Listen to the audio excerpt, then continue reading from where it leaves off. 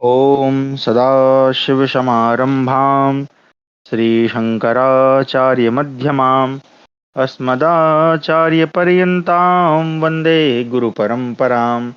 ध्येयं सदा परिभवग्नमभीष्टदोहं तीर्थास्पदं शिवविरञ्चिनुतं शरण्यं वेत्यार्तिहं प्रणतपालभवाब्धिपोतम् वन्दे महापुरुषते चरणारविन्दं सच्चिदानन्दरूपाय विश्वोत्पत्त्यादिहेतवे तापत्रयविनाशाय श्रीकृष्णाय वयं नुमः। आप सभी का स्वागत है आज की हमारी शास्त्र अध्ययन की कक्षा में, जहां हम अध्ययन कर रहे हैं महाभारत। इसके पूर्व की जो कक्षा थी उसमें हमने अध्ययन किया कि दुर्योधन जो है ईर्ष्यावश दुर्वासा ऋषि को युधिष्ठिर आदि जो पांडव वन में निवास कर रहे हैं उनके समक्ष या उनके पास भेज देता है और उनसे कहता है कि आप उनका आतिथ्य स्वीकार करें, लेकिन कब, जबकि वो भोजन कर चुके हों। जब दुर्वासा जी वहां पहुंचते हैं तो वहां उनसे भोजन की अपेक्षा करते हैं, भोजन मांगते हैं, परंतु उनके पास व्यवस्था नहीं होती, क्योंकि जो अक्षय पात्र उनके पास था द्रौपदी के भोजन करने के पश्चात उसमें भोजन नहीं आता। फिर द्रौपदी जो है भगवान श्री कृष्ण का ध्यान करती हैं, उनसे उनका स्तवन करती हैं। भगवान श्री कृष्ण आकर द्रौपदी से वो पात्र मांगते हैं और उसमें जो साग लगा रहता है उसको खाकर संपूर्ण ऋषियों को तृप्त कर देते हैं। तृप्ति के बाद जो ऋषि मुनि हैं वो वहां से चले जाते हैं।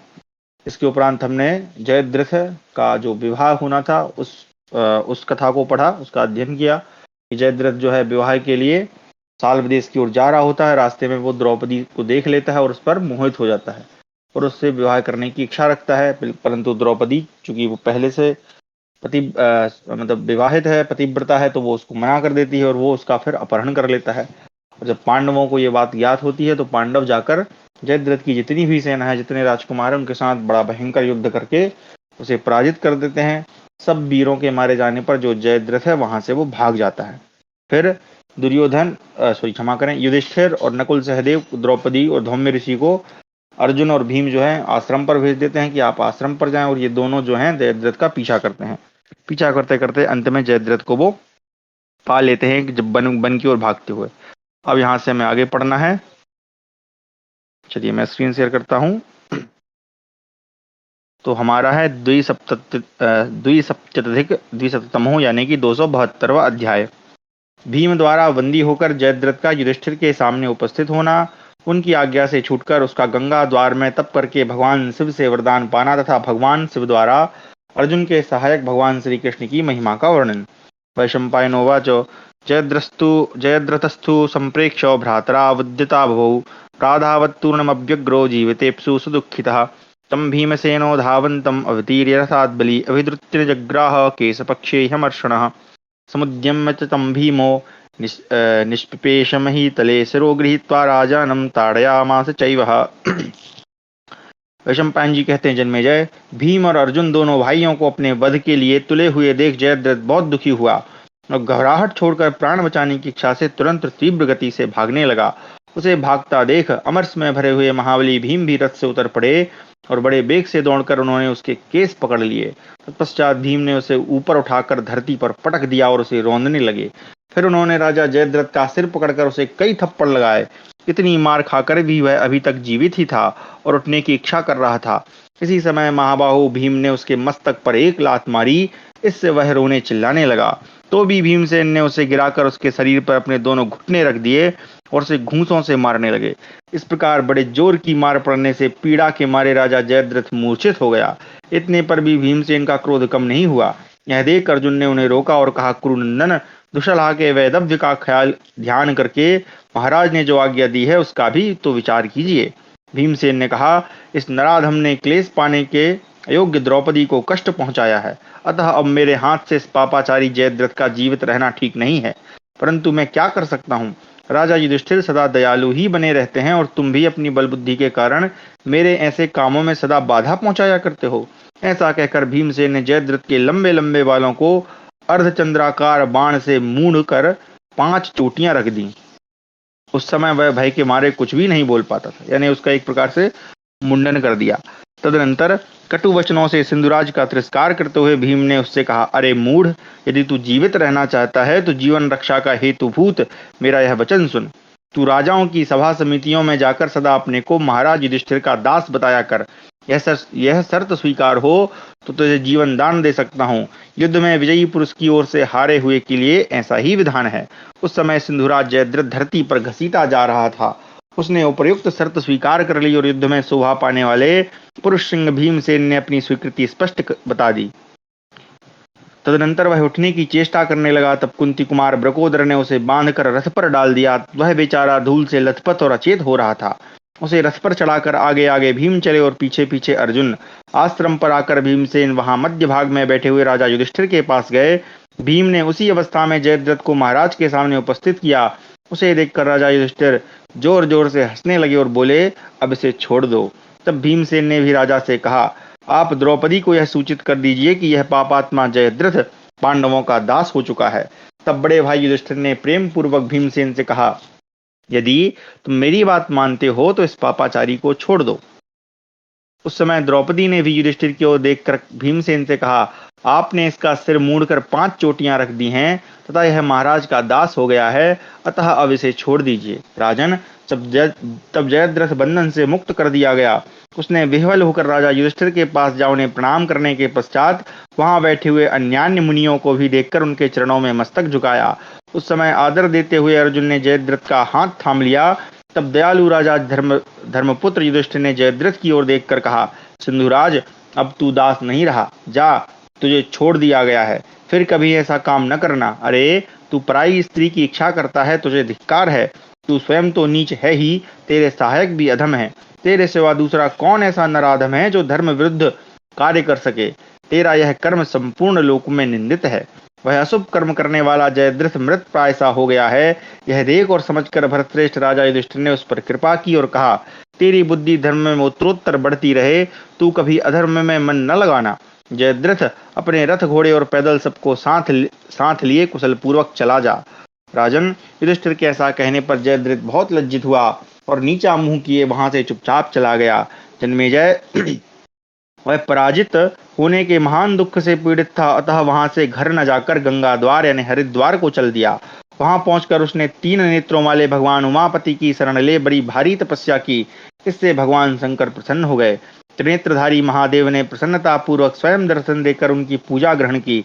जन्मेजय, भगवान ने उसे वर दिया और जयद्रथ ने उसको ग्रहण किया। वह वर क्या था वह बताता हूँ, सुनो। मैं रथ सहित 5 पांडवों को युद्ध में जीत लूं, यही वर सिंधुराज ने महादेव जी से मांगा। परंतु महादेव जी ने उससे कहा, ऐसा नहीं हो सकता। पांडव अजेय और अवध्य हैं। तुम केवल एक दिन युद्ध में महाबाहु अर्जुन को छोड़कर अन्य 4 पांडवों को आगे बढ़ने से रोक सकते हो। देवेश्वर नर जो बद्रिकाश्रम में भगवान नारायण के साथ रहकर तपस्या करते हैं, वे ही अर्जुन हैं। उन्हें तो तुम क्या, संपूर्ण लोक मिलकर भी नहीं जीत सकते। उनका सामना करना तो देवताओं के लिए भी कठिन है। मैंने उन्हें पाशुपत नामक दिव्य अस्त्र प्रदान किया है, जिसके जोड़ का दूसरा कोई अस्त्र ही नहीं है। जिसके जोड़ का दूसरा कोई अस्त्र ही नहीं है। इसके सिवा अन्यान्य लोकपालों से भी उन्होंने वज्र आदि महान अस्त्र प्राप्त किए हैं। अब मैं तुम्हें नरस्वरूप अर्जुन के सहायक भगवान नारायण की महिमा बताता हूँ, सुनो। भगवान नारायण देवताओं के भी देवता, अनंत स्वरूप, सर्वव्यापी, देवगुरु, सर्व समर्थ, प्रकृति पुरुष रूप, व्यक्त, विश्वात्मा एवं विश्वरूप हैं। प्रलय काल उपस्थित होने पर वे भगवान विष्णु ही कालाग्नि रूप से प्रकट हो पर्वत, समुद्र, द्वीप, शैल, वन और काननों सहित संपूर्ण जगत को दग्ध कर देते हैं। फिर पाताल तल में विचरण करने वाले नागलोकों को भी वे भस्म कर डालते हैं। कालाग्नि द्वारा सब कुछ भस्म हो जाने पर आकाश में अनेक रंग के महान मेघों की घोर घटा घिर आती है। भयंकर स्वर से गर्जना करते हुए वे बादल बिजलियों की मालाओं से प्रकाशित हो संपूर्ण दिशाओं में फैल जाते हैं और सबोर वर्षा करने लगते हैं। इससे प्रलय कालीन अग्नि बुझ जाती है। संवर्तक अग्नि का नियंत्रण करने वाले वे महामेघ लंबे सर्पों के समान मोटी धाराओं से जल गिराते हुए सबको डुबो देते हैं। उस समय संपूर्ण दिशाओं में पानी भर जाने से चारों ओर एकाकार जलमय समुद्र ही दृष्टिगोचर होता है। उस एकारनव के जल में समस्त चराचर जगत नष्ट हो जाता है। चंद्रमा, सूर्य और वायु भी विलीन हो जाते हैं। ग्रह और नक्षत्रों का अभाव हो जाता है। 1000 चतुर्युगी समाप्त होने पर उपर्युक्त एकारनव के जल में यह पृथ्वी डूब जाती है। तत्पश्चात नारायण नाम से प्रसिद्ध भगवान श्री हरि उस एकारनव के जल में शयन करने के हेतु अपने लिए निशा कालोचित अंधकार यानी तमोगुण से व्याप्त महारात्रि का निर्माण करते हैं। उन भगवान के सहस्त्रों नेत्र, सहस्त्रों चरण और सहस्त्रों मस्तक हैं। वे अंतर्यामी पुरुष हैं और इंद्रियातीत होने पर भी शयन करने की इच्छा से उन शेषनाग को अपना पर्यंक बनाते हैं। पर्यंक यानी पलंग बनाते हैं। जो सहस्त्रों फणों से विकटाकार दिखाई देते हैं, वे शेषनाग एक सहस्त्र प्रचंड सूर्यों के समूह की भांति अनंत एवं असीम प्रभा धारण करते हैं। उनकी कांति कुंद पुष्प चंद्रमा मुक्ताहार गोदुग्ध कमलनाल तथा कुमुद कुमुद कुसुम के समान उज्ज्वल है। उन्हीं की सैया बनाकर भगवान श्री हरि शयन करते हैं। तत्पश्चात सृष्टि काल में सत्वगुण के आधिक्य से भगवान योग निद्रा से जाग उठे। जागने पर उन्हें यह समस्त लोक सूना दिखाई दिया। महर्षिगण भगवान नारायण के संबंध में यहाँ इस श्लोक का उदाहरण दिया करते हैं। जल भगवान का शरीर है, इसलिए उनका नाम नार सुनते आए हैं। वह नार ही उनका अयन अर्थात ग्रह है, अथवा उसके साथ एक होकर वे रहते हैं, इसलिए उन भगवान को नारायण कहा गया। यानी जो जल में शयन करते हैं अथवा जल ही जिनका ग्रह है वो ही नारायण है। तत्पश्चात प्रजा की सृष्टि के लिए भगवान ने चिंतन किया। इस चिंतन के साथ ही भगवान की नाभि से सनातन कमल प्रकट हुआ। उस नाभि कमल से चतुर्मुख ब्रह्मा जी का प्रादुर्भाव हुआ। उस कमल पर बैठे हुए लोक पिता महाब्रह्मा जी ने सहसा संपूर्ण जगत को शून्य देखकर अपने मानस पुत्र के रूप में अपने ही जैसे प्रभावशाली मरीचि आदि 9 महर्षियों को उत्पन्न किया। उन महर्षियों ने स्थावर जंगम संपूर्ण भूतों की तथा यक्ष राक्षस भूत पिशाच नाग और मनुष्यों की सृष्टि की। ब्रह्मा जी के रूप से भगवान सृष्टि करते हैं, परम पुरुष नारायण रूप से इसकी रक्षा करते हैं तथा रुद्र स्वरूप से इसका संहार करते हैं। इस प्रकार प्रजापालक भगवान की ये 3 अवस्थाएं हैं। सिंधुराज, क्या तुमने वेदों के पारंगत ब्रह्मर्षियों के मुख से अद्भुत कर्मा भगवान विष्णु का चरित्र नहीं सुना? समस्त भूमंडल सवोर जल से डूबा हुआ था। उस समय एकार्णव से उपलक्षित एकमात्र आकाश में पृथ्वी का पता लगाने के लिए भगवान इस प्रकार विचर रहे थे, जैसे वर्षा काल की रात में जुगनू सबोर उड़ता फिरता है। वे पृथ्वी को कहीं स्थिर रूप से स्थापित करने के लिए उसे खोज रहे थे। पृथ्वी को जल में डूबी हुई देख भगवान ने मन ही मन उसे बाहर निकालने की इच्छा की। वे सोचने लगे, कौन सा रूप धारण करके मैं इस जल से पृथ्वी का उद्धार करूं। इस प्रकार मन ही मन चिंतन करके उन्होंने दिव्य दृष्टि से देखा कि जल में क्रीड़ा करने के योग्य तो वराह रूप है। अतः उन्होंने उसी रूप का स्मरण किया। वेद तुल्य वैदिक बांगमय वराह रूप धारण करके भगवान ने जल के भीतर प्रवेश किया। उनका वह विशाल पर्वताकार शरीर 100 योजन लंबा और 10 योजन चौड़ा था। उनकी दाढ़ें बड़ी तीखी थीं। उनका शरीर दैदीप्यमान हो रहा था। भगवान का कंठस्वर महान मेघों की गर्जना के समान गंभीर था। उनकी अंग कांति नील जलधर के समान श्याम थी। इस प्रकार यज्ञ वाराह रूप धारण करके भगवान ने जल के भीतर प्रवेश किया और एक ही दांत से पृथ्वी को उठाकर उसे अपने स्थान पर स्थापित कर दिया। तदनंतर महाबाहु भगवान श्री हरि ने एक अपूर्व रूप धारण किया, जिसमें आधा अंग तो मनुष्य का था और आधा सिंह का था। इस प्रकार नृसिंह रूप धारण करके हाथ से हाथ का स्पर्श किए हुए दैत्यराज हिरण्यकशिपु की सभा में गए। दैत्यों के आदि पुरुष और देवताओं के शत्रु दिति नंदन हिरण्यकशिपु ने उस अपूर्व पुरुष को देखकर क्रोध से आंखें लाल कर ली।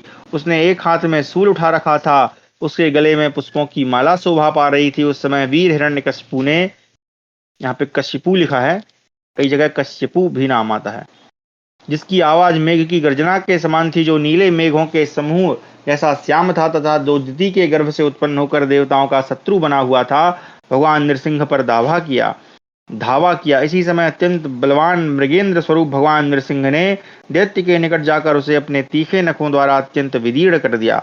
इस प्रकार शत्रुघाती दैत्यराज हिरण्यकशिपु का वध करके भगवान कमल नयन श्री हरि पुनः संपूर्ण लोकों के हित के लिए अन्य रूप में प्रकट हुए। उस समय वे कश्यप जी के तेजस्वी पुत्र हुए। अदिति देवी ने उन्हें गर्भ में धारण किया। पूरे 1000 वर्ष तक गर्भ में धारण करने के पश्चात अदिति ने एक उत्तम बालक को जन्म दिया। वह वर्षा काल के मेघ के समान श्याम वर्णन था। उसके नेत्र दैदीप्यमान हो रहे थे। वे वामनाकार दंड और कमंडलू धारण किए तथा वक्षस्थल में श्रीवत्स चिन्ह से विभूषित थे।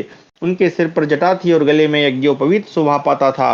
उस समय वे बाल रूपधारी श्रीमान भगवान दानवराज बलि की यज्ञशाला के समीप गए। बृहस्पति जी की सहायता से उनका बलि के यज्ञ मंडप में प्रवेश हुआ। वामन रूपधारी भगवान को देखकर राजा बलि बहुत प्रसन्न हुए और बोले, ब्रह्मन, आपका दर्शन पाकर मैं बहुत प्रसन्न हुआ। आज्ञा कीजिए, मैं आपकी सेवा के लिए क्या दूं। बलि के ऐसा कहने पर भगवान वामन ने आपका स्वस्ति अर्थात कल्याण हो, ऐसा कहकर बलि को आशीर्वाद दिया और मुस्कुराते हुए कहा, दानवराज, मुझे 3 पग पृथ्वी दे दीजिए। बलि ने प्रसन्न चित्त होकर उन अमित तेजस्वी ब्राह्मण देवता को उनकी मोह मांगी वस्तु दे दी। तब भूमि को नापते समय श्रीहरि का अत्यंत अद्भुत दिव्य रूप प्रकट हुआ। उन अक्षोभ्य सनातन विष्णुदेव ने 3 पग द्वारा शीघ्र ही सारी वसुधा नाप ली और देवराज इंद्र को समर्पित कर दी। यह मैंने तुम्हें भगवान के वामनावतार की बात बताई। उन्हीं से देवताओं की उत्पत्ति हुई है। यह जगत भी भगवान विष्णु से प्रकट होने के कारण वैष्णव कहलाता है। राजन, देही भगवान विष्णु दुष्टों का दमन और धर्म का संरक्षण करने के लिए मनुष्यों के बीच यदुकुल में अवतीर्ण हुए हैं। उन्हीं को श्री कृष्ण कहते हैं। वे अनादि अनंत अजन्मा दिव्य स्वरूप सर्व समर्थ और विश्ववंदित हैं। सिंधुराज, विद्वान पुरुष उन्हीं भगवान की महिमा गाते और उन्हीं के पावन चरित्रों का वर्णन करते हैं। उन्हीं को अपराजित शंख चक्र गदाधारी पीत पट्टांबर विभूषित श्रीवत्सधारी भगवान श्री कृष्ण कहा गया है। अस्त्र विद्या के विद्वानों में श्रेष्ठ अर्जुन उन्हीं भगवान श्री कृष्ण के द्वारा सुरक्षित हैं।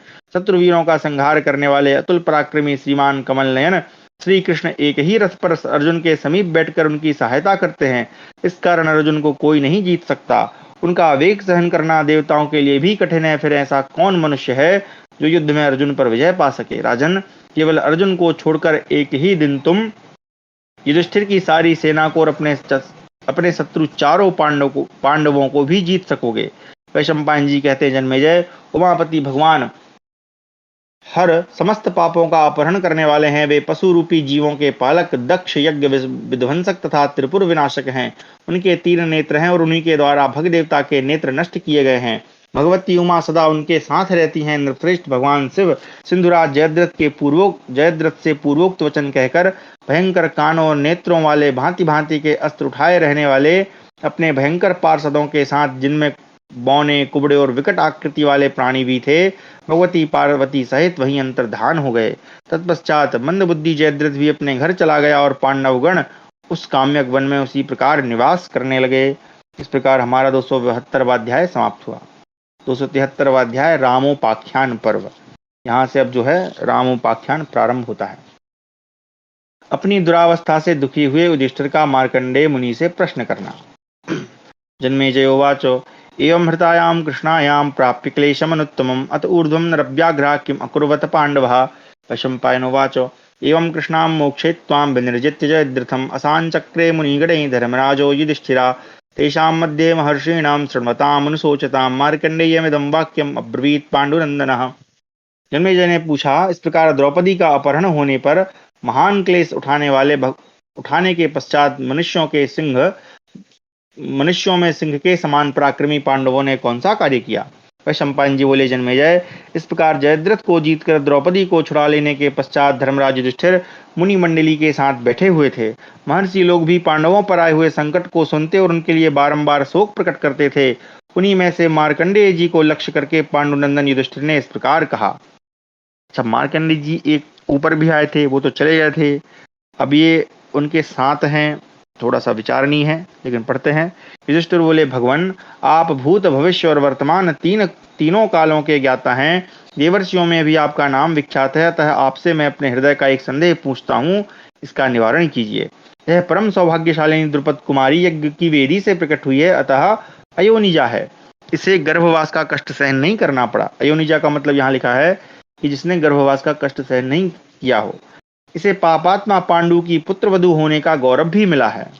अच्छा, क्षमा करें, मैंने गलत पढ़ दिया। इसे महात्मा पांडु की पुत्रवधू होने का भी गौरव मिला है। मेरी समझ में भगवान काल, विधि निर्मित दैव और समस्त प्राणियों की भवितव्यता अर्थात उनके लिए होने वाली घटना, ये तीनों ही प्रबल हैं।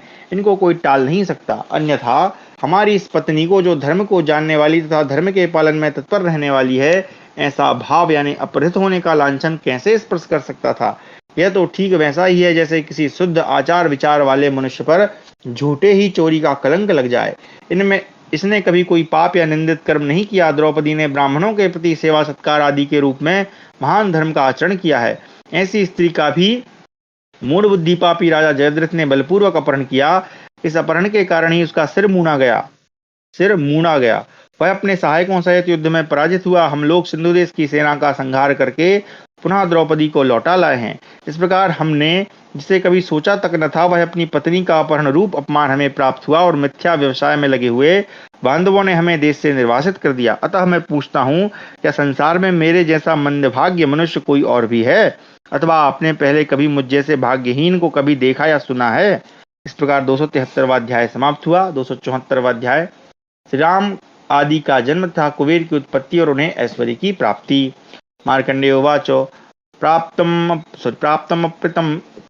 अप्रतिमं दुःखं रामेण भरतर्षभ रक्षसा जानकी तस्य हृता भार्या बलीयसा आश्रमाद् राक्षसेन्द्रेण रावणेन दुरात्मना मायामास्थाय तरसा हत्वा गृध्रं जटायुषम् प्रत्याजहारतां रामः सुग्रीवबलमाश्रिता बद्ध्वा सेतुं समुद्रस्य दग्ध्वा लंकाः सितैः शरैः। मार्कंडेय जी ने कहा, भरत श्रेष्ठ, श्री रामचंद्र जी को भी वनवास तथा स्त्री वियोग का अनुपम दुख सहन करना पड़ा था। दुरात्मा राक्षसराज महाबली रावण तथा रावण अपना माया जाल बिछाकर आश्रम से उनकी पत्नी सीता को में बाधा डालने वाले गिरिराज जटायु को उसने वहीं मार गिराया था। सहारा ले समुद्र पर पुल बांधकर लंका में गए और अपने तीखे यानी आग्नेय आदि बाणों से उसको भस्म करके वहां से सीता को वापस लाए। युधिष्ठिर ने पूछा, भगवान श्री रामचंद्र जी किस कुल में प्रकट हुए थे? उनका बल और पराक्रम कैसा था? रावण किसका पुत्र था? उसका रामचंद्र जी से क्या वैर था? भगवान ये सब बातें मुझे अच्छी तरह बताइए। मैं अनायास ही महान कर्म करने वाले भगवान श्री राम का चरित्र सुनना चाहता हूँ। मार्कंडेय जी ने कहा, राजन, इक्ष्वाकु अज नाम से प्रसिद्ध एक महान राजा हो गए हैं। उनके पुत्र थे दशरथ, जो सदा स्वाध्याय में संलग्न रहने वाले और पवित्र थे। उनके 4 पुत्र हुए। वे सब के सब धर्म और अर्थ के तत्व को जानने वाले थे। उनके नाम इस प्रकार हैं, राम, लक्ष्मण, महाबली, भरत और शत्रुघ्न। श्री रामचंद्र जी की माता का नाम कौशल्या था। भरत की माता कैकेयी थी तथा शत्रुओं को संताप देने वाले राजन, विदेह देश के राजा जनक की एक पुत्री थी जिसका नाम था सीता। उसे स्वयं विधाता ने ही भगवान श्री राम की प्यारी रानी होने के लिए रचा था। जनेश्वर, इस प्रकार मैंने तुम्हें श्री राम और सीता के जन्म का वृत्तांत बताया। अब रावण के भी जन्म का प्रसंग सुनाऊंगा। संपूर्ण जगत के स्वामी, सबकी सृष्टि करने वाले, प्रजापालक, महातपस्वी और स्वयंभू साक्षात भगवान ब्रह्मा ही रावण के पितामह थे, यानी दादा। ब्रह्मा जी के एक परम प्रिय मानस पुत्र पुलस्त जी थे। उससे उनकी गौ नाम की पत्नी के गर्भ से वैश्रवण नामक शक्तिशाली पुत्र उत्पन्न हुआ। राजन, वैश्रवण अपने पिता को छोड़कर पितामह की सेवा में रहने लगे। इससे उन पर क्रोध करके पिता पुलस्त ने स्वयं अपने आप को ही दूसरे रूप में प्रकट कर लिया। पुलस्त के आधे शरीर से जो दूसरा द्विज प्रकट हुआ, उसका नाम विश्रवा था। विश्रवा वैश्रवण से बदला लेने के लिए उन पर सदा कुपित रहा करते थे, परंतु पितामह ब्रह्मा जी उन पर प्रसन्न थे। अतः उन्होंने वैश्रवण को अमरत्व प्रदान किया और धन का स्वामी तथा लोकपाल बना दिया। पितामह ने उनकी महादेव जी से मैत्री कराई, उन्हें नलकूबर नामक पुत्र दिया तथा राक्षसों से भरी हुई लंका को उनकी राजधानी बनाई। साथ ही उन्हें इच्छानुसार विचरने वाला पुष्पक नामक एक विमान दिया। इसके सिवा ब्रह्मा जी ने कुबेर को यक्षों का स्वामी बना दिया और उन्हें राज की पदवी प्रदान की। इस प्रकार 274वां अध्याय समाप्त हुआ। 275वां अध्याय रावण, कुंभकर्ण, विभीषण, खर और शूर्पणखा की उत्पत्ति, तपस्या और वर प्राप्ति तथा कुबेर का रावण को शाप देना। मार्कंडेय उवाच पुलस्तस्य तु यः क्रोधात् अर्धधेयो भवन मुनि विस्रवाणां सक्रोधा सवैश्रवम् अवेक्षतो बुधे तं तु सक्रोधं पितरं राक्षसेश्वरः कुबेरस्तत्प्रसादार्थं यत्ते स्म सदा नृपो स राजराजो लंकायां न्यवसन् नरवाहन राक्षसी प्रतौ तिस्रा पितुर्वे परिचायिका। मार्कंडेय जी कहते हैं, राजन, पुलस्त के क्रोध से उनके आधे शरीर से जो विश्रवा नामक मुनि प्रकट हुए थे, वे कुबेर को कुपित दृष्टि से देखने लगे। युधिष्ठिर, राक्षसों के स्वामी कुबेर को जब यह बात मालूम हो गई कि मेरे पिता मुझ पर रुष्ट रहते हैं, तब वे उन्हें प्रसन्न रखने का यत्न करने लगे। राजराज कुबेर स्वयं लंका में ही रहते थे, तो वे मनुष्यों द्वारा ढोई जाने वाली पालकी आदि की सवारी पर चलते थे, इसलिए नरवाहन कहलाते थे। उन्होंने अपने पिता विश्रवा की सेवा के लिए 3 राक्षस कन्याओं को परिचारिकाओं यानी सेविकाओं के रूप में नियुक्त कर दिया। भरतश्रेष्ठ, वे तीनों ही नाचने और गाने की कला में निपुण थी तथा सदा ही उन महात्मा महर्षि को संतुष्ट रखने के लिए सचेष्ट रहे। स्पोतकटा, राका तथा मालिनी, वे तीनों सुंदरियां अपना भला चाहती थी, इसलिए एक दूसरी से स्पर्धा रखकर मुनि की सेवा करती थी। वे ऐश्वर्यशाली महात्मा उनकी सेवाओं से प्रसन्न हो गए और उनमें से प्रत्येक को उनकी इच्छा के अनुसार लोकपालों के समान पराक्रमी पुत्र होने का वरदान दिया। पुष्पोत्कटा के 2 पुत्र हुए, रावण और कुंभकर्ण। अच्छा, ये पुष्पोत्कटा मतलब रावण की माता का नाम है। रामायण में तो हमको नहीं सुनने को मिला, यहाँ है। ये दोनों ही राक्षसों के अधिपति थे। भूमंडल में इनके समान बलवान दूसरा कोई नहीं था। मालिनी के भी एक पुत्र हुआ, विभीषण। राका के गर्भ से एक पुत्र और एक पुत्री हुई। पुत्र का नाम खर था और पुत्री का नाम था शूर्पणखा। इन सब बालकों में विभीषण ही सबसे अधिक रूपवान, सौभाग्यशाली, धर्मरक्षक तथा कर्तव्यपरायण थे। रावण के 10 मस्तक थे। वही सबसे ज्येष्ठ तथा राक्षसों का स्वामी था। उत्साह, बल, धैर्य और पराक्रम में भी वह महान था। कुंभकर्ण शारीरिक बल में सबसे बढ़ा चढ़ा था। युद्ध में भी वह सबसे बढ़कर था। मायावी और रणकुशल तो था ही, वह निशाचर बड़ा भयंकर भी था। खर धनुर्विद्या में विशेष पराक्रमी था। वह ब्राह्मणों से द्वेष रखने वाला था, मांसाहारी भी था। 1 मिनट इसका श्लोक पढ़ूं। खरो धनुषि विक्रांतो ब्रह्मद्विट पिशिताशनः। ठीक है। शूर्पणखा की आकृति बड़ी भयानक थी। वह सिद्ध ऋषि मुनियों की तपस्या में विघ्न डाला करती थी। वे सभी बालक वेद वेत्ता, सूरवीर तथा ब्रह्मचर्य व्रत का पालन करने वाले थे और अपने पिता के साथ गंधमादन पर्वत पर सुखपूर्वक रहते थे। एक दिन नरवाहन कुबेर अपने महान ऐश्वर्य से युक्त होकर पिता के साथ बैठे थे। उसी अवस्था में रावण आदि ने उनको देखा। उनका वैभव देखकर इन बालकों के हृदय में डाह पैदा हो गई, यानी ईर्षा पैदा हो गई। अतः उन्होंने मन ही मन तपस्या करने का निश्चय किया और घोर तपस्या के द्वारा उन्होंने ब्रह्मा जी को संतुष्ट कर लिया। रावण सहस्त्रों वर्षों तक एक पैर से खड़ा रहा। वह चित्त को एकाग्र रखकर पंचाग्नि सेवन करता और वायु पीकर रहता था। कुंभकर्ण ने भी आहार का संयम किया। वह भूमि पर सोता और कठोर नियमों का पालन करता था। विभीषण केवल एक सूखा पत्ता खाकर रहते थे।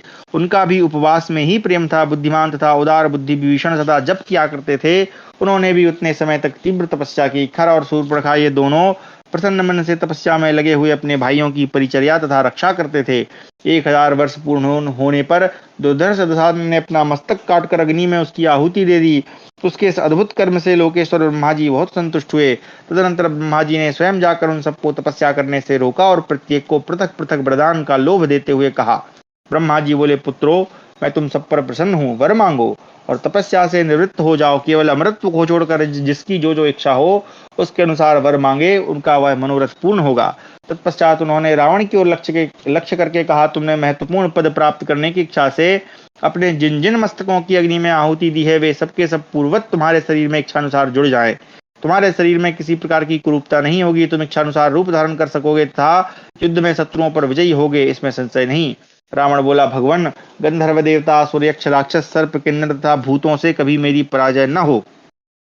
ब्रह्मा जी ने कहा, तुमने जिन लोगों का नाम लिया है इनमें से किसी से भी तुम्हें भय नहीं होगा। केवल मनुष्य को छोड़कर तुम सबसे निर्भय रहो। तुम्हारा भला हो। तुम्हारे लिए मनुष्य से होने वाले भय का विधान मैंने ही किया है। मार्कंडेय जी कहते हैं, राजन, ब्रह्मा जी के ऐसा कहने पर दशमुख रावण बहुत प्रसन्न हुआ। वह दुर्बुद्धि नरभक्षी राक्षस मनुष्यों की अवहेलना करता था। तत्पश्चात ब्रह्मा जी ने कुंभकर्ण से वर मांगने को कहा, परंतु उसकी बुद्धि तमोगुण से ग्रस्त थी। अतः उसने अधिक काल तक नींद लेने का वर मांगा। उसे ऐसा ही होगा यूं कहकर ब्रह्मा जी विभीषण के पास गए और इस प्रकार बोले, बेटा, मैं तुम पर प्रसन्न हूँ, अतः तुम भी वर मांगो। ब्रह्मा जी ने यह बात बार बार दोहराई। विभीषण बोले, भगवान, बहुत बड़ा संकट आने पर भी मेरे मन में कभी पाप का विचार न उठे तथा बिना सीखे ही मेरे हृदय में ब्रह्मास्त्र के प्रयोग और संहार की विधि स्फुरित हो जाए। ब्रह्मा जी ने कहा, शत्रुनाशन, राक्षस योनि में जन्म लेकर भी तुम्हारी बुद्धि अधर्म में नहीं लगती, इसलिए तुम्हारे मांगे हुए वर के अतिरिक्त मैं तुम्हें अमरत्व भी देता हूँ। अच्छा, मार्कंडेय जी कहते हैं, राजन, राक्षस दशानन ने वर प्राप्त कर लेने पर सबसे पहले अपने भाई कुबेर को युद्ध में परास्त किया और उन्हें लंका के राज्य से बहिष्कृत कर दिया। भगवान कुबेर लंका छोड़कर गंधर्व, यक्ष, राक्षस तथा हिमप्रसों के साथ गंधमादन पर्वत पर आकर रहने लगे। रावण ने आक्रमण करके उनका पुष्पक विमान भी छीन लिया। तब कुबेर ने कुपित होकर उसे शाप दिया, अरे, यह विमान तेरी सवारी में नहीं आ सकेगा। जो युद्ध में तुझे मार डालेगा उसी का यह वाहन होगा। मैं तेरा बड़ा भाई होने के कारण मान्य था, परंतु तूने मेरा अपमान किया, इससे बहुत शीघ्र तेरा नाश हो जाएगा। महाराज विभीषण धर्मात्मा थे। उन्होंने सत्पुरुषों के मार्ग का ध्यान रखकर सदा अपने भाई कुबेर का अनुसरण किया था। वे उत्तम लक्ष्मी से संपन्न हुए। बड़े भाई बुद्धिमान भगवान कुबेर ने संतुष्ट होकर छोटे भाई विभीषण को यक्ष तथा राक्षसों की सेना का सेनापति बना दिया। नरभक्षी राक्षस तथा महाबली पिशाच सबने मिलकर दशमुख रावण को राक्षस राज के पद पर अभिषिक्त किया। बलोन्मत्त रावण इच्छानुसार रूप धारण करने और आकाश में चलने में भी समर्थ था। उसने दैत्यों और देवताओं पर आक्रमण करके उनके पास जो रत्न या रत्नभूत वस्तुएं थी उन सबका अपहरण कर लिया। उसने संपूर्ण लोगों को रुला रुला दिया था, इसलिए वह रावण कहलाता था। तो जो सबको रुलाता है वही रावण है। दशानन का बल उसके इच्छानुसार बढ़ जाता था, अतः वह सदा देवताओं को भयभीत किए रहता था। इस प्रकार 275वां अध्याय समाप्त हुआ। 276वां अध्याय। देवताओं का ब्रह्मा जी के पास जाकर रावण के अत्याचार से बचाने के लिए प्रार्थना करना तथा ब्रह्मा जी की आज्ञा से देवताओं का रीछ और वानर योनि में करना और दुंदुभी गंधर्वी का मंथरा बनकर आना। मार्कंडेय उवाच तो ब्रह्मर्षया सर्वे सिद्धा देवर्षयस्तथा हव्यवाहं पुरस्कृत्य ब्रह्माणं शरणं गतः। अग्निरुवाच योऽसौ विश्रभा पुत्रो दशग्रीवो महाबला अवध्यो वरदानेन कृता भगवता पुरा सभारते प्रजा सर्वा विप्रकारी महाबला ततो नस्त्रातु भगवन्नान्यस्त्राता ही विद्यते। मार्कंडेय जी कहते हैं, राजन, तत्पश्चात रावण से कष्ट पाए हुए ब्रह्मर्षि, देवर्षि तथा सिद्धगण अग्निदेव को आगे करके ब्रह्मा जी की शरण में गए। अग्निदेव बोले, भगवान, आपने पहले जो वरदान देकर विश्रवा के पुत्र महाबली रावण को अवध्य कर दिया है, वह महाबलवान राक्षस अब समस्त संसार की प्रजा को अनेक प्रकार से सता रहा है। अतः आप ही उसके भय से हमारी रक्षा कीजिए। आपके सिवा हमारा दूसरा कोई रक्षक नहीं है। ब्रह्मा जी ने कहा, अग्नि, देवता या असुर उसे युद्ध में कभी नहीं जीत सकते। उसके विनाश के लिए जो आवश्यक कार्य था वह कर दिया गया है। अब सब प्रकार से उस दुष्ट का दमन हो जाएगा। उस राक्षस के निग्रह के लिए मैंने चतुर्भुज भगवान विष्णु से अनुरोध किया था। मेरी प्रार्थना से वे भगवान भूतल पर अवतार ले चुके हैं। वे योद्धाओं में श्रेष्ठ हैं, अतः वे ही रावण के दमन का कार्य करेंगे। मार्कंडेय जी कहते हैं, राजन, तदनंतर ब्रह्मा जी ने उन देवताओं के समीप ही इंद्र से कहा, तुम समस्त देवताओं के साथ भूतल पर जन्म ग्रहण करो। वहां रीछों और वानरों की स्त्रियों से ऐसे वीर पुत्र उत्पन्न करो जो इच्छानुसार रूप धारण करने में समर्थ, बलवान तथा भूतल पर अवतीर्ण हुए भगवान विष्णु के योग्य सहायक हों। तदनंतर देवता, गंधर्व और नाग अपने अपने अंश तथा अंशांश से इस पृथ्वी पर अवतीर्ण होने के लिए परस्पर परामर्श करने लगे। क्षमा करें। फिर वरदायक देवता ब्रह्मा जी ने उन सबके सामने ही दुंदुभी नाम वाली गंधर्वी को आज्ञा दी कि तुम भी देवताओं का कार्य सिद्ध करने के लिए भूतल पर जाओ। पितामह की बात सुनकर गंधर्वी दुंदुभी मनुष्य लोक में आकर मंथरा नाम से प्रसिद्ध कुबड़ी दासी हुई। इंद्र आदि समस्त देवता भी वानरों तथा रीछों की उत्तम स्त्रियों से संतान उत्पन्न करने लगे। वे सब बानर और रीछ यश तथा बल में अपने पिता देवताओं के समान ही हुए। वे पर्वतों के शिखर तोड़ डालने की शक्ति रखते थे तथा शाल यानी शाखू और ताल यानी ताड़ के वृक्ष तथा पत्थरों की चट्टानें ही उनके आयुध यानी अस्त्र थे। उनका शरीर वज्र के समान दुर्वेद्य था और सुदृढ़ था। वे सभी राशि बल के आश्रय थे। यहाँ पे राशि मतलब बहुत ज्यादा। उनका बल और पराक्रम इच्छा के अनुसार प्रकट होता था। वे सब के सब युद्ध करने की कला में दक्ष थे। उनके शरीर में 10,000 हाथियों के समान बल था। तेज चलने में वे वायु के वेग को लगा देते थे। उनका कोई घर बार नहीं था। जहाँ इच्छा होती वहीं रह जाते थे।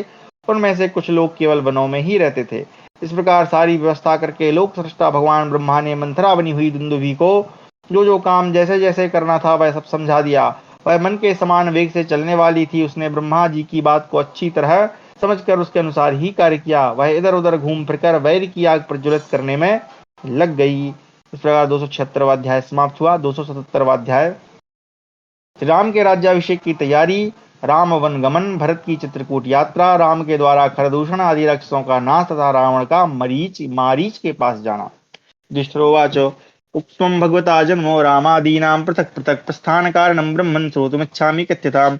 कथं दाशरथी वीरौ भ्रातरौ रामलक्ष्मणौ सम्प्रस्थितौ वने ब्रह्मन् मैथिली च यशस्विनी। मार्कण्डेयवाच जातपुत्रो दशरथः प्रीतिमान् भवन् नृप क्रियारती धर्मरता सततं वृद्ध सेविता। युधिष्ठिर ने पूछा, ब्रह्मन, आपने श्री रामचंद्र जी आदि सभी भाइयों के जन्म की कथा तो पृथक पृथक सुना दी। अब मैं उनके वनवास का कारण सुनना चाहता हूँ, उसे कहिए। दशरथ जी के वीर पुत्र दोनों भाई श्री राम और लक्ष्मण तथा मिथिलेश कुमारी यशस्विनी सीता को वन में क्यों जाना पड़ा। मार्कंडेय जी ने कहा, राजन, अपने पुत्रों के जन्म से महाराज दशरथ को बड़ी प्रसन्नता हुई। वे सदा सत्कर्म में तत्पर रहने वाले धर्मपरायण तथा बड़े बूढ़ों के सेवक थे। राजा के वे महातेजस्वी पुत्र क्रमशः बढ़ने लगे। उन्होंने उपनयन के पश्चात विधिवत ब्रह्मचर्य का पालन किया और वेदों तथा रहस्य सहित धनुर्वेद के पारंगत विद्वान हुए। समयानुसार जब उनका विवाह हो गया तब राजा दशरथ बड़े प्रसन्न तथा सुखी हुए। चारों पुत्रों में बुद्धिमान श्री राम बड़े थे। वे अपने मनोहर रूप तथा सुंदर स्वभाव से समस्त प्रजा को आनंदित करते थे। सबका मन उन्हीं में रमता था। इसके सिवा वे पिता के मन में भी आनंद बढ़ाने वाले थे। युधिष्ठिर, राजा दशरथ बड़े बुद्धिमान थे। उन्होंने यह सोचकर कि अब मेरी अवस्था बहुत अधिक हो गई है, अतः श्री राम को युवराज पद पर अभिषिक्त कर देना चाहिए, इस विषय में अपने मंत्री और धर्मज्ञ पुरोहितों से सलाह ली। उन सभी श्रेष्ठ मंत्रियों ने राजा के इस समयोचित प्रस्ताव का अनुमोदन किया। श्री रामचंद्र जी के सुंदर नेत्र कुछ कुछ लाल थे और भुजाएं बड़ी तथा घुटनों तक लंबी थी। वे मतवाले हाथी के समान मस्तानी चाल से चलते थे। उनकी ग्रीवा शंख के समान सुंदर थी। उनकी छाती चौड़ी थी और उनके सिर पर काले काले घुंघराले बाल थे। उनकी देह दिव्य दीप्ति से चमकती रहती थी। युद्ध में उनका पराक्रम देवराज इंद्र से कम नहीं था। वे समस्त धर्मों के पारंगत विद्वान और बृहस्पति के समान बुद्धिमान थे। संपूर्ण प्रजा का उनमें अनुराग था। वे सभी विद्याओं में प्रवीण तथा जितेंद्री थे। उनका अद्भुत रूप देखकर शत्रुओं के भी नेत्र और मन लुभा जाते थे। वे दुष्टों का दमन करने में समर्थ, साधुओं के संरक्षक, धर्मात्मा, धैर्यवान, दुर्धर्ष, विजयी तथा किसी से भी परास्त न होने वाले थे। कुरुनंदन, कौशल्या का आनंद बढ़ाने वाले अपने पुत्र श्री राम को देखकर राजा दशरथ को बड़ी प्रसन्नता होती थी। राजन, तुम्हारा भला हो। महातेजस्वी तथा परम पराक्रमी राजा दशरथ श्री रामचंद्र जी के गुणों का स्मरण करते हुए बड़ी प्रसन्नता के साथ पुरोहित से बोले, ब्राह्मण, आज पुष्य नक्षत्र है। रात में इसे परम पवित्र योग प्राप्त होने वाला है, अतः आप राज्याभिषेक की सामग्री तैयार कीजिए और श्री राम जी को इसकी सूचना दे दीजिए।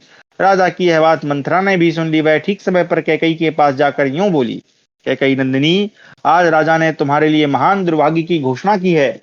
खोटे भाग्य वाली रानी, इससे अच्छा तो यह होता कि तुम्हें क्रोध से भरा हुआ प्रचंड विषधर सर्प डस लेता। रानी कौशल्या का भाग अच्छा है, जिनके पुत्र का राज्याभिषेक होगा। तुम्हारा ऐसा सौभाग्य कहाँ जिसका पुत्र राज्य का अधिकारी ही नहीं है। मंत्रा की आवाज सुनकर सूक्ष्म कटि प्रदेश वाली देवी कैकई समस्त आभूषणों से विभूषित हो परम सुंदर रूप बनाकर एकांत में अपने पति के पास गई। उसकी मुस्कुराहट से उसके शुद्ध भाव की सूचना मिल रही थी। वह हंसती और प्रेम जताती हुई सी मधुर वाणी में बोली, सच्ची प्रतिज्ञा करने वाले महाराज, आपने पहले जो तेरा मनोरथ सफल करूंगा ऐसा वर दिया था, उसे आज पूर्ण कीजिए और संकट से मुक्त हो जाइए। अच्छा, यहाँ पर थोड़ी ये कथा बदली बदली सी प्रतीत हो रही है, क्योंकि वहां तो वो कोप भवन में जाती है ना, यहाँ पे तो वो सज धज के जा रही है। खैर, राजा ने कहा, प्रिय, यह तो बड़े हर्ष की बात है। मैं अभी तुम्हें वर देता हूँ। तुम्हारी जो इच्छा हो ले लो। आज मैं तुम्हारे कहने से किस कैद करने के अयोग्य को कैद कर लूं, अथवा किस कैद करने के योग्य को मुक्त कर दूं। किसे धन दे दूं अथवा किसका सर्वस्व हरण कर लूं। ब्राह्मण धन के अतिरिक्त यहाँ अथवा अन्यत्र जो कुछ भी धन मेरे पास है, सब उस पर तुम्हारा ही अधिकार है। मैं इस समय भूमंडल का राजराजेश्वर हूँ, चारों वर्णों की रक्षा करने वाला हूँ। कल्याणी, तुम्हारा जो भी अभिलषित मनोरथ हो उसे बताओ, देर न करो। राजा की बात को समझकर उनसे सब प्रकार से वचनबद्ध करके अपनी शक्ति को भी ठीक ठीक जान लेने के बाद कैकई ने उनसे कहा, महाराज, आपने श्री राम के लिए जो राज्याभिषेक का सामान तैयार कराया है वह भरत को प्राप्त हो राम वन में चले जाएं। भरत श्रेष्ठ, कैकई का यह प्रिय वचन एवं भयानक परिणाम वाला वचन सुनकर राजा दशरथ दुख से आतुर हो वहां अपने मुख से कुछ भी ना बोल सके। श्री रामचंद्र जी शक्तिशाली होने के साथ ही बड़े धर्मात्मा थे। उन्होंने पिता के पूर्वोक्त वरदान की बात जानकर राजा के सत्य की रक्षा हो इस उद्देश्य से स्वयं ही वन को प्रस्थान किया। राजन, तुम्हारा कल्याण हो। श्री रामचंद्र जी के वन जाते समय उत्तम शोभा से संपन्न उनके भाई बंधुवर लक्ष्मण ने तथा उनकी पत्नी विदेह राजकुमारी जनक नंदिनी सीता ने भी उनका अनुसरण किया। श्री रामचंद्र जी के वन में चले जाने पर उनके वियोग में राजा दशरथ ने शरीर त्याग दिया। श्री रामचंद्र जी वन में चले गए। राजा परलोकवासी हो गए। यह देख कर कैकई ने भरत को ननिहाल से बुलवाया और उस प्रकार कहा। अब यहाँ पे ये ननिहाल से कैकई बुलवा रही है, वहां पर वो दूत जाते हैं ना। बेटा, तुम्हारे पिता महाराज दशरथ स्वर्गलोक को सिधार गए तथा श्री राम और लक्ष्मण वन में निवास करते हैं। अब यह विशाल राज्य सब प्रकार से सुखद और निष्कंटक हो गया है। तुम इसे ग्रहण करो। भरत बड़े धर्मात्मा थे। वे माता की बात सुनकर उससे बोले, कुल कलंकिनी जननी, तूने धन के लोभ में पड़कर यह कितनी बड़ी क्रूरता का काम किया है। पति की हत्या की और उस कुल का विनाश कर डाला। मेरे मस्तक पर कलंक का टीका लगाकर तू अपना मनोरथ पूर्ण कर ले। ऐसा कहकर भरत फूट फूट कर रोने लगे। उन्होंने सारी प्रजा और मंत्रियों आदि के निकट अपनी सफाई दी तथा भगवान श्री राम को वन से लौटा लाने की लालसा से उन्हीं के पथ का अनुसरण किया। वे कौशल्या, सुमित्रा तथा कैकेयी को सवारियों द्वारा आगे भेजकर स्वयं अत्यंत दुखी हो शत्रुघ्न के साथ पैदल ही वन को चले। श्री रामचंद्र जी को लौटा लाने की अभिलाषा से उन्होंने वशिष्ठ, वामदेव और दूसरे सहस्त्रों ब्राह्मणों तथा नगर के एवं जनपद के लोगों को साथ लेकर यात्रा की। चित्रकूट पहुंचकर भरत ने लक्ष्मण सहित श्री राम को धनुष हाथ में लिए तपस्वी जनों की वेशभूषा धारण किए देखा। उस समय श्री रामचंद्र जी ने कहा, तात भरत, अयोध्या को लौट जाओ। तुम्हें प्रजा की रक्षा करनी चाहिए और मैं पिता के सत्य की रक्षा कर रहा हूँ। ऐसा कहकर पिता की आज्ञा का पालन करने वाले श्री रामचंद्र जी ने समझा बुझाकर उन्हें विदा कर दिया। तब वे लौटकर बड़े भाई की चरण पादुकाओं को आगे रखकर नंदीग्राम में ठहर गए और वहीं से राज्य की देखभाल करने लगे। श्री रामचंद्र जी ने वहां नगर और जनपद के लोगों को बराबर आने जाने की आशंका से सर्वंग मुनि के आश्रम के पास विशाल वन में प्रवेश किया। वहां सर्वंग मुनि का सत्कार करके वे दंडकारण्य में चले गए और वहां सुरम्य गोदावरी नदी के तट का आश्रय लेकर रहने लगे। वहां रहते समय शूर्पणखा के नाक, कान और होंठ, यहाँ पे ये तीनों जो है वो ब्रैकेट में लिखा है, श्लोक पढ़ते हैं।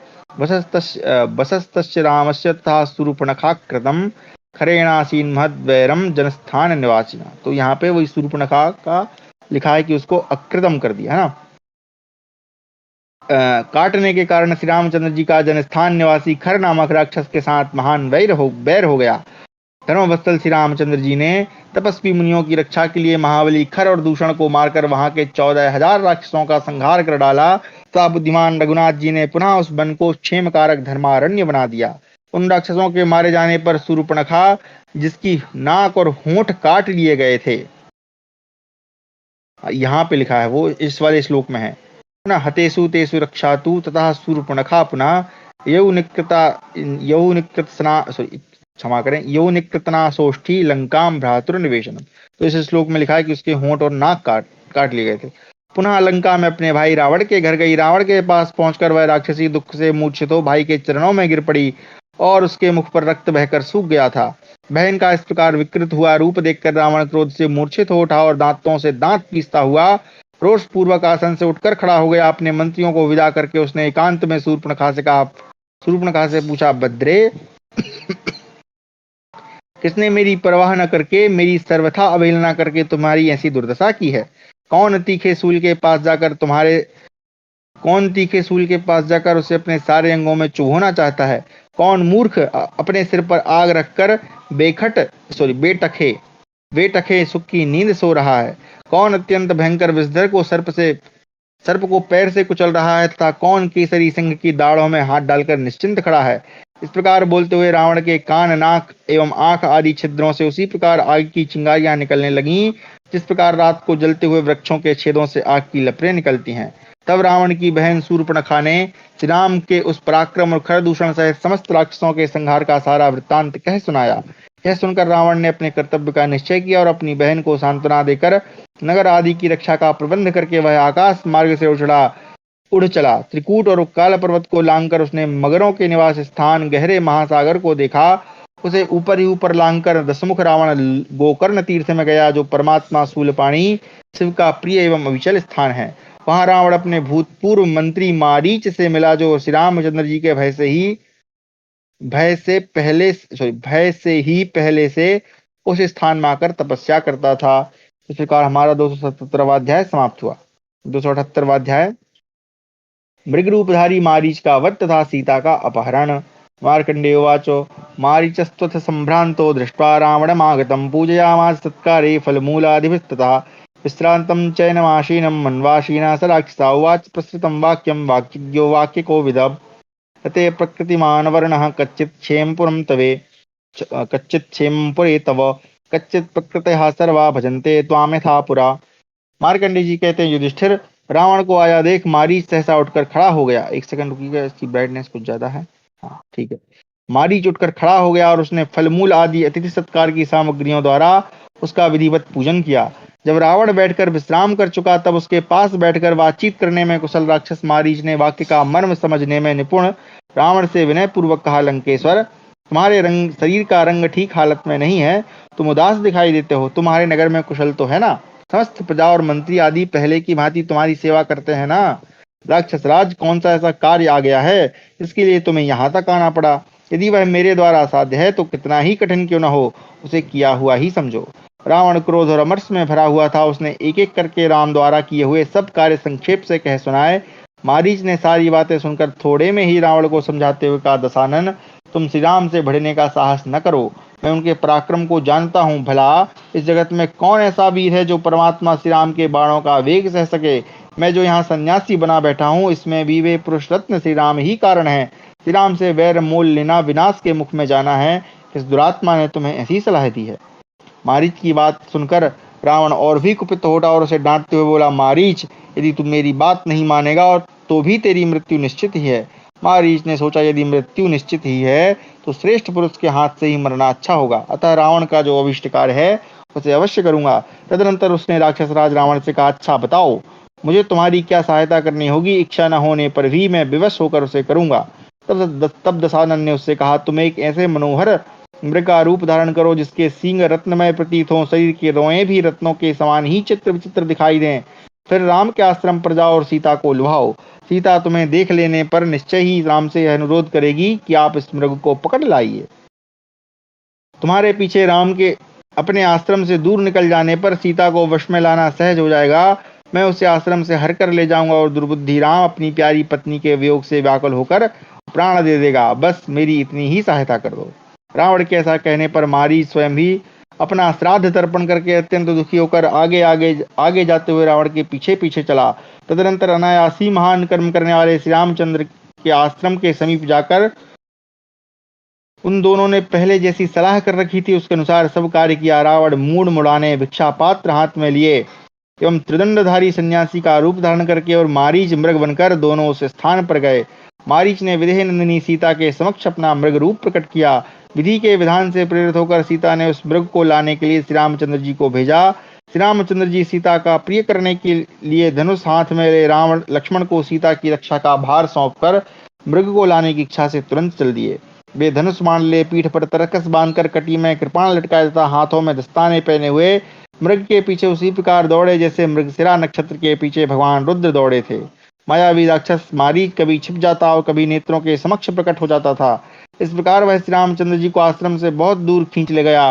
तब श्री रामचंद्र जी यह ताड़ गए कि यह कोई मायावी राक्षस है। अतः यह बात ध्यान में आते ही प्रतिभाशाली रघुनाथ जी ने एक अमोघ बाण मारकर उस मृग रूपधारी निशाचर को मार डाला। श्री रामचंद्र जी के बाण से आहत हो मरते समय मारीच ने उनके ही स्वर में हा सीते हा लक्ष्मण कहकर आर्तनाद किया। विधेय नंदिनी सीता ने भी उसकी वह करुणा भरी पुकार सुनी।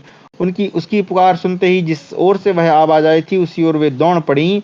तब लक्ष्मण ने उनसे कहा, भीरू, डरने की कोई बात नहीं। भला कौन ऐसा है जो भगवान राम को मार सकेगा। स्मृते, तुम दो ही घड़ी में अपने पति श्री रामचंद्र जी को यहाँ उपस्थित देखोगी। लक्ष्मण की यह बात सुनकर सीता ने उन्हें संदेह की दृष्टि से देखा। यद्यपि शुद्ध सदाचार ही उनका आभूषण था, वे साध्वी और पतिव्रता थी, तथा भी स्त्री स्वभाववश उस समय उनकी बुद्धि मारी गई। उन्होंने लक्ष्मण को कठोर बातें सुनानी आरंभ की। ओ मूढ़, तुम मन ही मन जिस वस्तु को पाना चाहते हो उसका वह मनोरथ कभी पूर्ण न होगा। मैं स्वयं तलवार लेकर अपना गला काट लूंगी, पर्वत के शिखर से कूद पड़ूंगी अथवा जलती हुई आग में समा जाऊंगी, परंतु राम जैसे स्वामी को छोड़कर तुम जैसे नीच पुरुष का कदापि वर्णन न करूंगी। जैसे सिंहनी सियार को कभी स्वीकार नहीं कर सकती, उसी प्रकार मैं तुम्हें नहीं ग्रहण करूंगी। अच्छा, ये जो डांट डपटने का प्रसंग है वो रामायण में भी आता था। लक्ष्मण सदाचारी तथा श्री रामचंद्र जी के प्रेमी थे। उन्होंने सीता जी के ये कठोर वचन सुनकर अपने दोनों कान बंद कर लिए और उसी मार्ग से चल दिए जिससे श्री रामचंद्र जी गए थे। उस समय लक्ष्मण के हाथ में धनुष था। उन्होंने बिंबफल के समान अरुण अधरों वाली सीता की ओर आंख उठाकर तक नहीं देखा। श्री राम के पद चिन्हों का अनुसरण करते हुए उन्होंने वहां से प्रस्थान कर दिया। इसी समय अवसर पाकर राक्षस रावण साध्वी सीता को हर ले जाने की इच्छा से वहां दिखाई दिया। वह भयानक निशाचर सुंदर रूप धारण करके राख में छिपी हुई आग के समान सन्यासी के वेश में अपने यथार्थ रूप को छिपाए हुए था। उस समय यति को अपने आश्रम पर आया देख धर्म को जानने वाली जनक नंदिनी सीता फलमूल के भोजन आदि के अतिथि सत्कार के लिए उसे निमंत्रित किया। राक्षस रावण सीता की दी हुई उन सभी वस्तुओं की अवहेलना करके उसने अपने असली रूप में प्रकट हो गया और विदेह राजकुमारी को इस प्रकार सांत्वना देने लगा, सीते, मैं राक्षसों का राजा हूँ। मेरा नाम रावण सर्वत्र विख्यात है। समुद्र के पार बसी हुई रमणीय लंकापुरी मेरी राजधानी है। वहां नर नारियों के बीच मेरे साथ रहकर तुम बड़ी शोभा पाओगी। अतः सुंदरी, तुम मेरी पत्नी हो जाओ और इस तपस्वी राम को छोड़ दो। रावण के ऐसे वचन सुनकर सुंदरी जनक किशोरी ने अपने दोनों कान बंद कर लिए और उससे इस प्रकार कहा, बस अब ऐसी बातें मुंह से न निकाल। नक्षत्रों सहित आकाश फट पड़े, पृथ्वी टूक टूक हो जाए और अग्नि अपनी उष्णता का त्याग करके शीतल हो जाए, परंतु मैं रघुकुल नंदन श्री रामचंद्र को नहीं छोड़ सकती। गंड स्थल से मद की धारा बहाने वाले पद्ममाला मंडित बनवासी गजराज की सेवा में उपस्थित होकर कोई हथनी किसी सूकर को कैसे छू सकती है? जो फूलों के रस से बने हुए मधुरपेय तथा मधुमक्षिकाओं द्वारा तैयार किया हुआ मधु पी चुकी हो, ऐसी कोई भी नारी कांजी के रस का लोभ कैसे कर सकती है? रावण के इस प्रकार कहने पर सीता अपने आश्रम में प्रवेश करने लगी। उस समय क्रोध के मारे उनके होंठ फड़क रहे थे और वे अपने दोनों हाथों को बार बार हिला रही थी। इसी समय रावण ने दौड़कर उनका मार्ग रोक लिया और कठोर स्वर में उन्हें डराना धमकाना आरंभ किया। इससे वे भय के मारे मूर्छित हो गईं। तब रावण ने उनके केस पकड़ लिए और आकाश मार्ग से लंका की ओर प्रस्थान किया। उस समय वे तपस्विनी सीता हा राम की रट लगाती हुई रो रही थी और वह राक्षस उन्हें हरकर लिए जा रहा था। इसी अवस्था में एक पर्वत की गुफा में रहने वाले गृध्रराज जटायु ने उन्हें देखा। तो इस प्रकार हमारा 278वां अध्याय समाप्त हुआ। कक्षा को अब यहीं विराम देते हैं, चूंकि सीता जी को ले जा रहा है, तो दुख के साथ ही कक्षा को समाप्त करते हैं। आगे फिर हम पढ़ेंगे रावण द्वारा जटायु का वध, श्री राम द्वारा उसका अंत्येष्टि संस्कार।